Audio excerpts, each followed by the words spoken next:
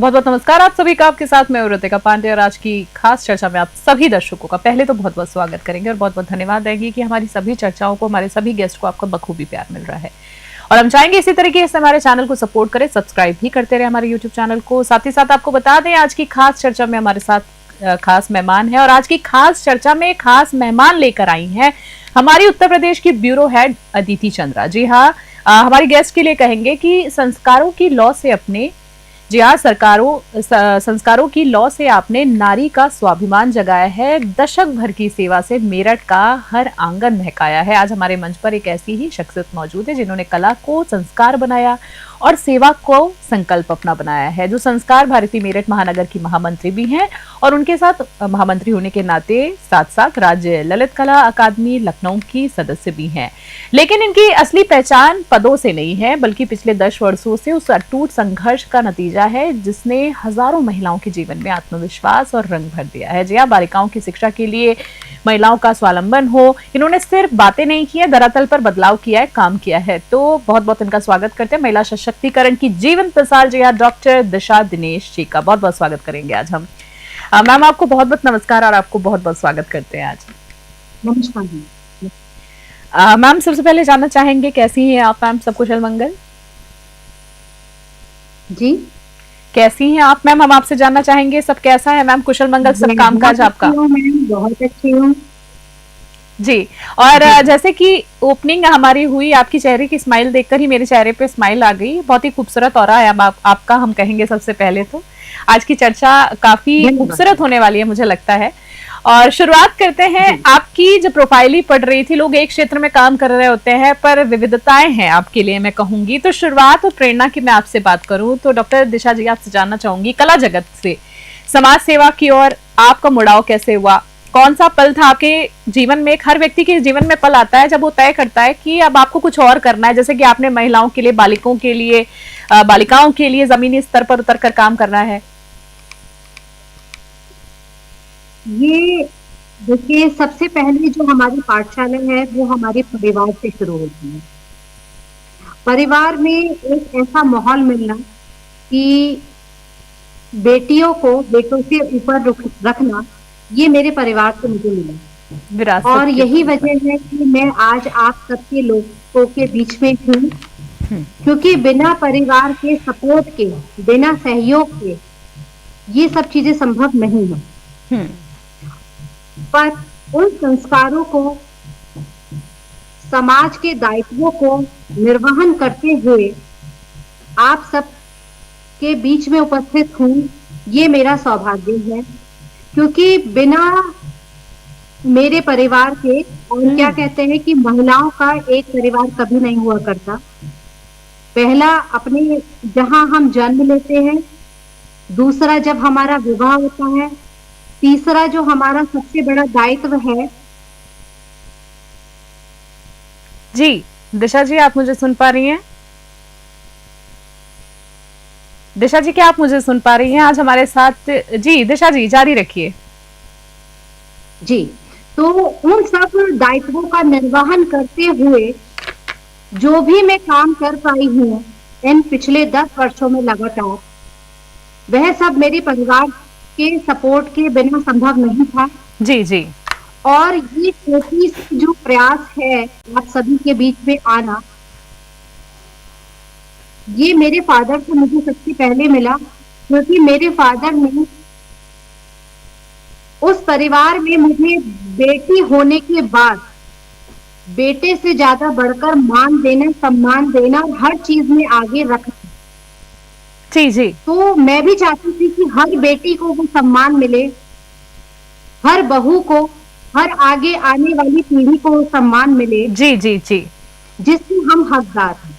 तो कहने का मतलब है आपकी जितनी भी अभी तक आपने अपनी बात रखी है, बड़ी खूबसूरती से रखी है, तो उसमें आपने अपने परिवार को सर्वोच्च प्राथमिकता दी है। जो आपके पिताजी ने आपको एक आजादी दी, संस्कारों की आजादी दी, संस्कारों के साथ दी, उसको आज आप वो लेगेसी लेकर चल रही हैं, कहने का मतलब है। और आज आप अपनी सफलता का श्रेय अपने परिवार को देती है, बहुत बड़ी बात है। काफी प्रेरणादायक पहला सवाल ही रहा है। हाँ जी, जारी रखिए। जी मैम, मैं केवल अपने परिवार तक ही सीमित नहीं हूँ। मेरे परिवार ने मेरी शुरुआत की, आगे बढ़ाने का काम मेरे ससुराल वालों ने किया है, जो मेरे बहुत ही लिए खूबसूरत। ससुराल नहीं, मेरा दूसरा मायका समझिए। मेरे पापा ने मुझे पढ़ाया, मेरे फादर इन लॉ ने मुझे आगे बढ़ाया, क्या बात है। और सहयोग मेरे हस्बैंड का है। बहुत ही अच्छी बात है। और आज मेरे सहयोगी मेरे पति भी हैं, और आप सब लोग भी हो जो इन चीजों को आगे बढ़ने के लिए मुझे प्रेरणा दे रहे हैं। जी मैम, हमेशा है, इसी वजह हमेशा से मैं हमारा आप प्रयास सभी रहेगा। के बीच हूँ। जी, आपकी आपकी पहल ही इतनी खूबसूरत है कि मैम कहते हैं ना कि इंसान अपने आप को रोक ही नहीं सकता है इस विषय पे बात करने से। जैसे कि बात कर रहे हैं हम, तो संस्कार और थोड़ी सी आधुनिकता की अब मैं सवालों का सिलसिला आगे बढ़ाना चाहूंगी। आप संस्कार भारती से भी जुड़ी हुई हैं, तो आज के आधुनिक युग में संस्कारों के जरिए महिलाओं को सशक्त बनाना कितना ज्यादा चुनौतीपूर्ण है, क्योंकि बहुत मॉडर्नाइजेशन भी बहुत ज्यादा हो गया है। थोड़ी सी रूट्स की हमेशा मैं बात करती हूँ, लोग अपनी जड़ों को भूलते जा रहे हैं, क्या लगता है आपको? जो लोग अपनी जड़ों को भूल रहे हैं, या यूं समझो कि किसी पेड़ की जड़ें अगर सूख जाए हम्म। तो उनके पत्ते कभी लगे नहीं रहते, कुछ जी। समय बाद वो झड़ जाएंगे। हम्म। तो इसीलिए अपनी जड़ों को सींच के रखना, अपने परिवार से जुड़े रहना, अपने वट वृक्ष को एक पल्लवित और एक फलदार वृक्ष बनाने की ओर मेरा एक छोटा सा प्रयास है। और ये मेरे संस्कारों में भी था, विचारों में भी था, जो मेरे लिए बहुत चुनौतीपूर्ण था हम्म। कि एक वेस्टर्न कल्चर जो आज हमारे समाज पे हावी है, हम्म। पुराने विचारों के साथ जीना, हम्म। पुराने विचारों को लेके चलना, हम्म। और समाज के सांस्कृतिक मूल्यों को जिंदा रखना, हम्म। वो चुनौतीपूर्ण था। जी, सही कहा आपने। ये मेरे जो फ्रेंड सर्कल था बचपन में भी, तो जब वो वेस्टर्न ड्रेसेस पहना करते थे तो मैं सलवार कुर्ता पहनती थी। तब मेरे समाज का, या ये कहेंगे जो परिवेश था, जो वहां का वातावरण था, उसके अनुरूप मुझे चलना था। जी मगर बिल्कुल, ये सब बिल्कुल मेरे चलना फादर चाहिए। की वजह से था। हम्म। उस समय हमें थोड़ा सा लगता था कि बंधन है, सब कुछ है, मगर आज वो परिवेश है जिसकी वजह से मैं आप लोगों के समक्ष उपस्थित हूँ।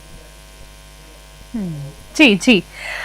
जैसे कि आप शिक्षा और स्वावलंबन की थोड़ी सी बात करें, आपकी जितने भी इंटरव्यूज देखे हैं, जितना आपके बारे में जाना है, पहले आपके आर्टिकल्स देखे हैं, आपकी परफॉर्मेंसेस काफी इस बारे में आप जिक्र करती रहती हैं, तो अक्सर लोग शिक्षा को सिर्फ किताबी ज्ञान मानते हैं, लेकिन अगर हम आपकी बात करें, आप उन्हें स्वावलंबी, जिया स्वावलंबी बनाने की बात हमेशा करती है। तो आपके अनुसार मैं जानना चाहूंगी, एक महिला के लिए आर्थिक रूप से स्वतंत्र होना कितना ज्यादा जरूरी है? मैडम, आर्थिक रूप से तो स्वतंत्र होना जरूरी ही है, साथ में शिक्षा एक ऐसा माध्यम है जिससे हमें सही और गलत की सही पहचान हो सकती है। बेशक। जो हमें समाज में कहीं भी नहीं मिलेगा, वो शिक्षा के माध्यम से आप सही और गलत की पहचान सही तरीके से कर सकते हैं, जिससे आपके जीवन में आप उन्नति की ओर अग्रसर रहेंगे। मैं स्वयं एक महिला कॉलेज से संबंधित हूँ, एक महाविद्यालय में फाइन आर्ट्स की प्रोफेसर हूँ, जिसमें कई बालिकाएं, कई कहेंगे महिलाएं, जिनकी विवाह उपरांत जिनकी शिक्षा रह जाती है, वो सभी छात्राएं मेरे समक्ष पढ़ने आती हैं। बहुत सारी कठिनाइयां होती हैं, किन्हीं को आर्थिक, किन्हीं को सामाजिक, या कहेंगे कि उन शादी के बाद जो प्रॉब्लम्स आती हैं, उन सबसे बचने का एकमात्र साधन शिक्षा है। बिल्कुल सही कहा जिस आपने। दिन वो शिक्षा में प्रवेश लेती हैं, उन्हें सही और गलत का ज्ञान होता है, और वो उन सब चीजों को बहुत सही तरीके से मापदंड में तय कर पाती हैं कि क्या सही है, क्या गलत है। जी वो जी। किसी के प्रभाव में नहीं आती। इसलिए शिक्षा मेरे ख्याल से केवल आर्थिक रूप से नहीं, बहुत ही खूबसूरत। सामाजिक रूप से, मानसिक रूप से, हर तरीके से जरूरी है। शिक्षा एक महिला के लिए बहुत जरूरी है, जो एक परिवार नहीं, दो परिवार लेके चलती है। बहुत ही खूबसूरत सोच आपने व्यक्त की, और अपनी, और एक सशक्त हथियार हम इसको बोलेंगे, जो हमेशा आपके काम आने वाला बिल्कुल। है। जी हाँ। जैसे कि हम बातचीत कर रहे हैं दिशा जी, तो आज की खास चर्चा में, जैसे कि आप जानती हैं कि उत्तर प्रदेश की हमारी ब्यूरो हेड अदिति चंद्रा जी हैं, जो खुद एक सशक्तिकरण की मिसाल हैं। उनके बारे में क्या कहना चाहेंगी, जी। अदिति चंद्रा जी के बारे में? मैडम देखिए, हर वो नारी जो समाज में की का काम कर रही है, हम्म। कहाँ महिलाओं पर इतने दायित्व होते हैं। मैंने अभी आपको पहले कहा कि महिला का किसी एक परिवार नहीं संभलते, हम्म। वो एक परिवार नहीं, वो दो परिवार को लेके चलती है। साथ में तीसरा उसका अपना परिवार होता है। हम्म। चौथा उसका समाज के प्रति दायित्व होता है। बहुत ही खूबसूरत कुछ बात। रिश्तों में वो पहले बनती है और कुछ ढेर सारे रिश्ते उसके विवाह उपरांत बन जाते हैं। उन सभी रिश्तों को चलना, समाज के साथ चलना, अपने परिवार के साथ जोड़ के चलना, यह कोई साधारण स्त्री कभी नहीं कर सकती है। तो मैं अदिति चंद्रा जी के लिए भी यही कहूंगी, वो कोई साधारण महिला नहीं है। वो समाज के लिए एक नई दिशा देने का काम कर रही हैं। बिल्कुल। निरंतर उनके प्रयास जो है आगे बढ़ते जा रहे हैं। जी जी वह जी। समाज में अपना एक मूल्य बदलाव योगदान लेकर आ रही हैं, बहुत ही बेहतरीन काम कर रही हैं, एनजीओज भी रन कर रही हैं, साथ ही मीडिया जगत से जुड़ी हुई हैं, बहुत ही बेहतरीन काम। और आज हम बहुत अच्छा लगा कि आज उनके जरिए हम आपस में जुड़े। मैम, अब आपसे मैं आगे जानना चाहूंगी, आपसे आपके जीवन से रिलेटेड अब मैं थोड़ा सा बात करूं तो दशक आपको बहुत लंबा कहने का मतलब है, दशकों का अनुभव है। पिछले 10 वर्षों की अगर मैं बात करूं, सफर में आपने कई उतार चढ़ाव भी देखे होंगे, तो कोई ऐसी घटना जिसने आपको अंदर से कहते हैं ना सोचने का तरीका आपका बदल दिया हो और ज्यादा मजबूत कर दिया हो आपको?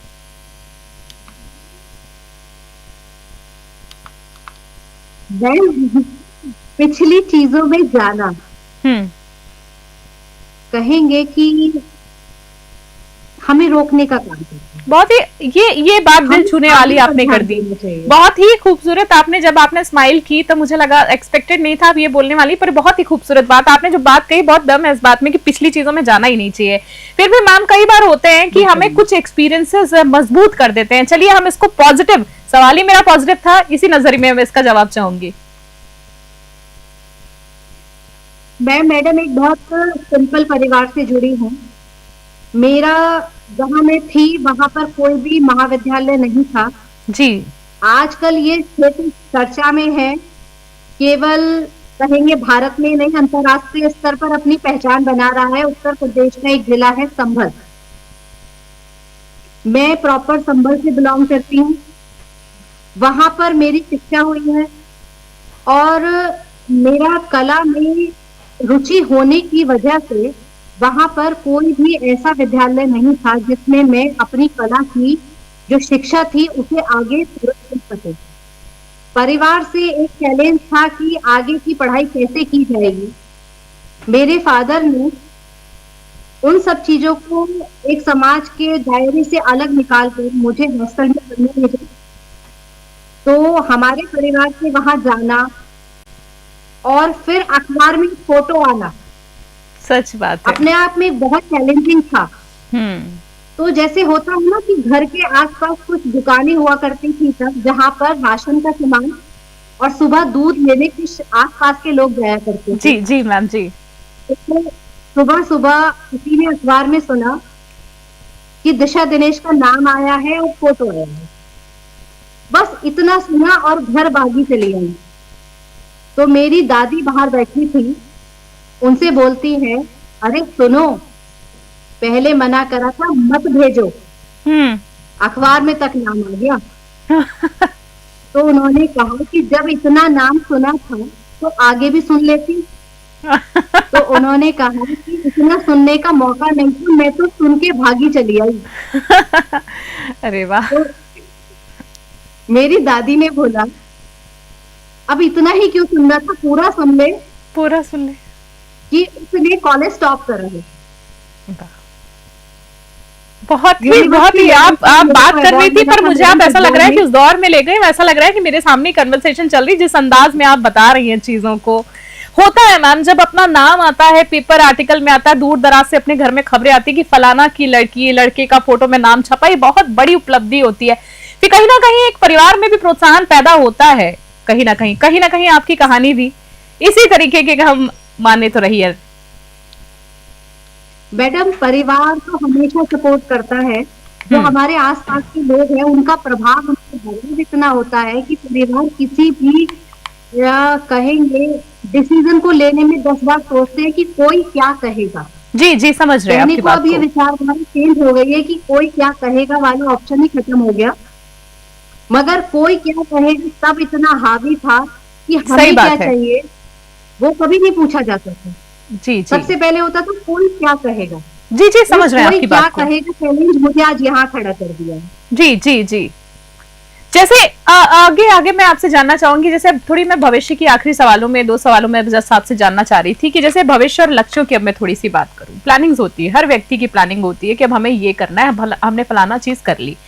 राज्य ललित कला अकादमी की सदस्य के रूप में आप कला के माध्यम से वंचित वर्ग की बालिकाओं के लिए आने वाले समय में क्या बड़े बदलाव लाना चाहती हैं? मैडम मैंने आपको भी पहले भी कहा था कि लाइफ में चैलेंजेस ही हमें आगे बढ़ाने के लिए प्रेरित करते हैं। यही चैलेंजेस मेरे बचपन से लेके अब तक फेस करे हैं। हम्म। सबसे पहले मैंने अपने परिवार को फेस करा था क्योंकि हाई स्कूल का जब रिजल्ट मेरा आया था तब एक चैलेंज था कि मेरी फर्स्ट डिवीजन क्यों नहीं आई। पहला चैलेंज था कि फर्स्ट डिवीजन लानी है 12th में। और उस दिन के बाद मैंने निरंतर कभी मुड़ के नहीं देखा। जी फर्स्ट डिवीजन के बाद मेरा बढ़ा कि परसेंटेज क्या है। लोगों की आफ्टर मैरिज परसेंटेज डाउन है, मेरी हमेशा इंक्रीज हुई है। ये मेरे लिए बहुत बड़ा कहेंगे कि फैमिली सपोर्ट भी कह लो। सॉरी। कुछ मेरा अपना एक था कि मुझे आगे बढ़ना है, बेशक। जो लाइफ के चैलेंजेस है वो एक्सेप्ट करे मैंने। दूसरा क्या था मैडम, जब मैं बाहर आई हॉस्टल में रह के पढ़ना, वो अपने आप में एक बहुत चैलेंजिंग था। फिर इतने अचीवमेंट लेके जब मेरा एडमिशन हुआ तो क्या होता है मैडम, एक प्रतिस्पर्धा आ जाती है कि अगर इतना टैलेंटेड बच्चा आगे निकल जाएगा तो हमारा क्या होगा। वो चैलेंजेस भी मुझे फेस करती रही। तो आज मैं इस फील्ड में जो काम कर रही हूँ उसकी सबसे बड़ी वजह ये है कि जो मैंने फेस करा वो कोई और फेस ना करे। समझ रहे हैं आपकी बात का सार। जी मीन्स जो कलाकार हैं जी उन्हें एक मंच प्रदान करना, जी। जो वो डिजर्व करते हैं उन्हें वहां तक पहुंचाना। Right platform. मैं निरंतर प्रयास कर रही हूँ। क्या कहेंगे, सामाजिक समरसता भी हमारा एक उद्देश्य है। ना कोई जात, ना कोई धर्म, ना कोई कुछ भी नहीं। टैलेंट, कलाकार, और कोशिश है कि महिलाओं से जुड़ा होने की वजह से मेरा कॉलेज है। जी जी महिलाओं का मेरे से ज्यादा वास्ता रहता है। तो सबको ऐसी जगह पहुंचाना जहां जहां के सपने मैंने देखे थे, सबको एक मंच प्रदान करना, आगे बढ़ाना, ये मेरा उद्देश्य है। चलिए, बहुत ही खूबसूरत आपकी उद्देश्य है और हम चाहेंगे कि इस उद्देश्य में जो आप निकली हैं, सफर में निकली हैं, वो निरंतर आप ऐसे ही चलती रहें, प्रगति करती रहें। और मैम, आज जितनी भी वार्तालाप हुई बहुत ही एक प्रेरणादायक कहूंगी और आपका बहुत बहुत धन्यवाद देना चाहूंगी आज की बातचीत के लिए। और बहुत सारी कुशल और मंगल कामनाएं आपके लिए, और फिर किसी चर्चा में हम आपसे जल्दी मुलाकात करेंगे। दिशा दिनेश जी, आपको बहुत बहुत धन्यवाद, आज आपने अपना समय दिया। तो आज की खास चर्चा में हमारे साथ बहुत ही खास मेहमान थी, और आपको एक बार फिर से बता देना चाहेंगे आज की खास चर्चा में खास मेहमान लेके आई हैं हमारी उत्तर प्रदेश की ब्यूरो हेड अदिति चंद्रा। जी हाँ, आज हमारी गेस्ट के बारे में कहेंगे। आज डॉक्टर दिशा दिनेश जी से बात करके एक बात तो साफ हो गई है कि जहां कला में संस्कार मिलते हैं वहीं से समाज के पुनर्निर्माण की शुरुआत होती है। जितनी भी बातचीत हमने उनसे सुनी, संस्कारों की बात जो है, जड़ें बड़ी मजबूत लगी उनसे बात करके। तो इन्होंने न केवल महिलाओं को शिक्षित किया है बल्कि उन्हें अपने पैरों पर खड़ा होने का हौसला भी दिया है।